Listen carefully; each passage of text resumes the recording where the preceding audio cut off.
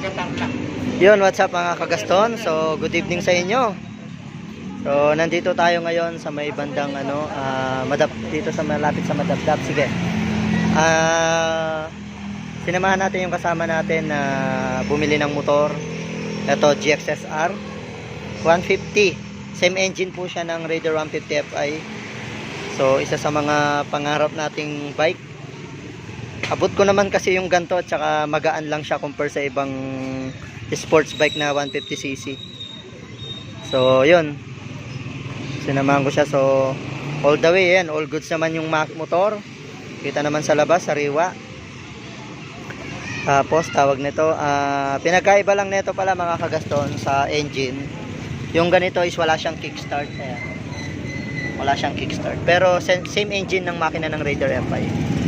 Pinagkaiba, naka 10 holes injector to. Dito galing yung 10 holes injector.